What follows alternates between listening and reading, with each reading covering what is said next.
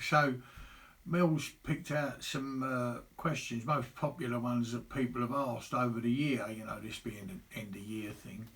And I've got the first one, is what I think what it is, it's coming up on the screen.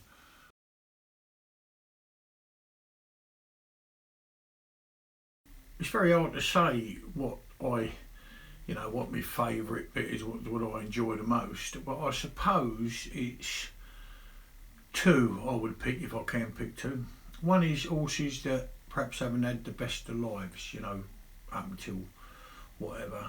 Maybe they've been rescued, maybe they've been, let's just say they haven't had the best of homes.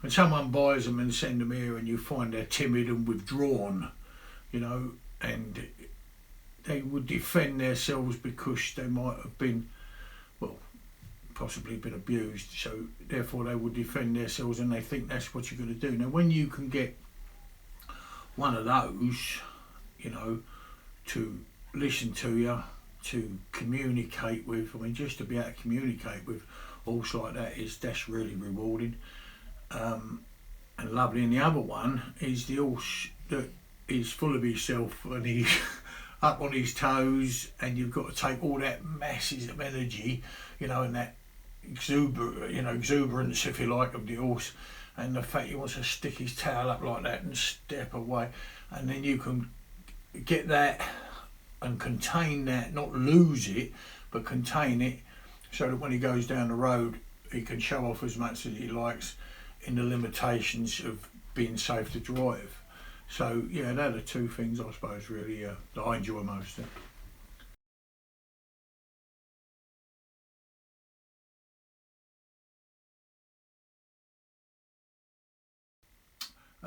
So what do I do on my time off? What are my hobbies? I don't really get a lot of time off. We work 7 days a week, and I enjoy what I do. So, but is I read my books, and I've got some lovely books. I'm going to make a film on my books actually. I'm very proud of what I've got. My Melanie bought all my books for me, and yeah, they're lovely, lovely books, old books. On horses, obviously, coaching.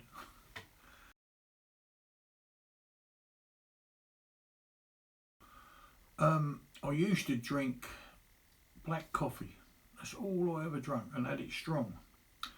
Um, and I now I suppose I drink more tea than coffee. I will have a coffee, but if I have a coffee now, I want a milk coffee, and I want one I make myself. You know, like full cream milk. I don't know, and you know, just the way I like it. I don't have sugar in it. I just have coffee now. It was an avenue of pleasure closed off to sugar some time ago by Melanie.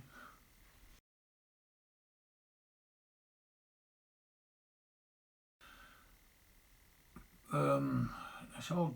Think, well, that's what part I most dislike. You'd think I'd say mucking out, wouldn't you? Or chores like that, but you know, I quite enjoy that. And you know your horse if you muck it out, then you know how much poo it's done and whatever.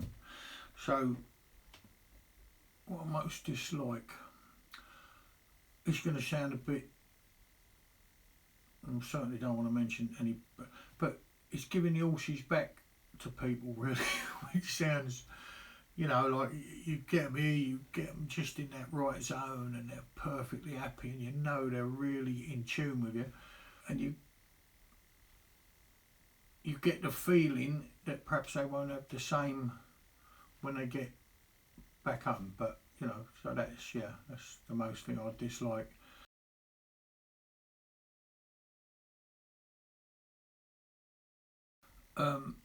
If I could live anywhere in the world, well, I've never been very far. I went to America, to Florida once, you know, to the amusement park things, you know, for my grandson.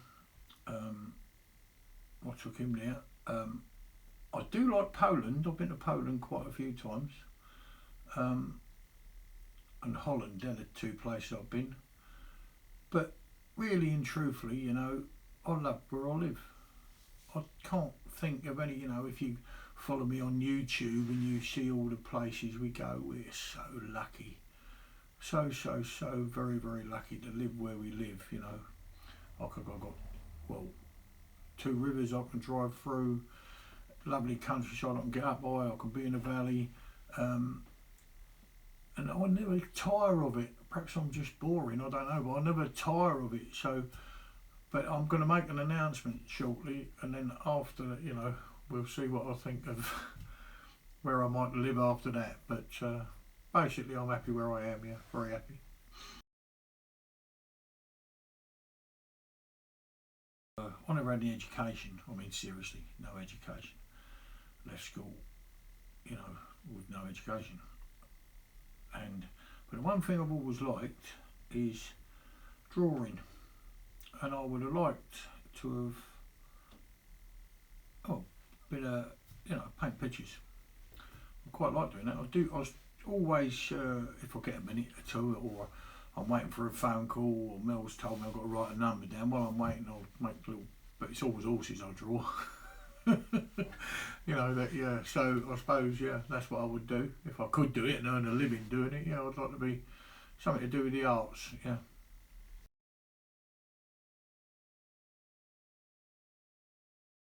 My favourite horse on the yard is Rowley. I mean, it wouldn't be anyone else. But Rowley, me and him been together.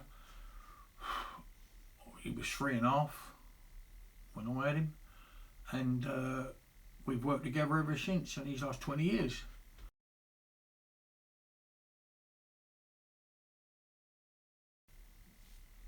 It was the most memorable. There's loads of them actually. When you start thinking about it, these questions are ever so good because it makes you think. Makes you think of your life and what you've done and what you've achieved and all the sort of things it brings into your mind. But loads and loads of horses, that are memorable for different reasons. But I had an horse years ago, Bentley, and he was, funny enough, a bit like Rolo. When he was a youngster, he was dapple grey, 4 white feet, snow white mane and tail. Didn't have any step about him, but had a great deal of presence. And we worked together for, I suppose, 20 years, and I've got a lot of fond memories of them. And I don't mean to be, please don't, but they're not memories I want to share really, because there was me and him, much like Rowley and I have ended up, So I do remember old Bentley. I suppose that's why I named the new horse after him.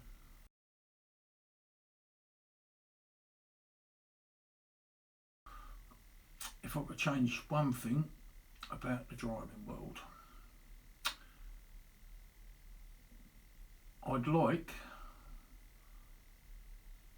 don't mind if people don't believe in what I do and my way with horses. I don't mind at all.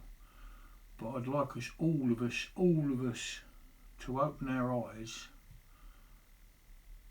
more than being tunnel visioned that we're going to go this way. This is what we do because either the British Driving Society says that's the way to do it, or this is the way to do it. And all of those things, I'm not saying anything wrong with any society at all, I'm not saying that. But, or clubs, or or because someone can drive a 4 in hand, don't make them any good at it. Please believe me, it don't make them any good at it.